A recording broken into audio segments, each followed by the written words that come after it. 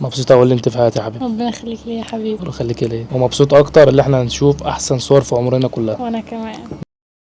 نوروني اجمل عريس وعروسه في الدنيا. وائل باشا جاي ياخد هو وعروسته السيشن بتاعه. شفتوا حاجه؟ لا. يلا بينا. يلا بينا يا عم. تفاصيل يا شباب. خش عليا يا عريس وقول لي ايه رايك. ايه يا عم الحلاوه دي؟ ايه رايك يا عروسه؟ جميل. بطلي كده على البورتريه وسمعنا صوت الخبطه. هات شاكوش يا عم. ايوه ايوه يا عريس. الحب كله الجمال والحلاوه. خش يا عم. بسم الله الله اكبر. يا عم الحلاوه دي يا عم. جميلة يا عم. لا جميل قوي. طبعا بقى ده حاجه تانية مختلفه تماما عن الالبوم اللي فات. يعني انت هتشوف صور تانية خالص غير الصور اللي شفتها في الالبوم. تمام. لا يا عم حاجه جميله بصراحه يعني. انا هاجي على اخر تركايه وهي تركايه الصور الصغيره اللي بتفرح العرسان كلها. بعد ما فرحتهم ووريتهم اجمل الشغل اللي انتوا شايفينه قدامهم ده، فاحنا هنبتدي واحده واحده نسمع كل واحد عن رايه في السيشن. نبتدي بالعروسه الاول، بعد كده نختم بالعريس الجميل. لا بجد تحفه. تسلم ايديك تسلم ايديك بجد. وبتمنى كل اللي يشوف الفيديو يجي ويتصور هنا. وحاجه بصراحه تحفه تحفه. ربنا يوسع عليكم. حاجه جميله بصراحه يعني. حبيبي حاجة ربنا جميلة يبارك بسم الله ما لك يا شاء رب الله. ويخليك ليا يا عريس. حبيبي عقبال الجوازه الثانيه يا عريس. لا يا عم مش حرام الدرجات عليك. دي يعني.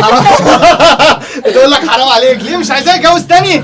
عايزين نشتغل يا عروسه. لا احنا نيجي نتصور ايوه تاني. تيجي تصوروا في عيد الجواز بقى. ان شاء الله. عيد جوازكم كده اشوفكم. ماشي يا عم. الف مليون مبروك نورتوني.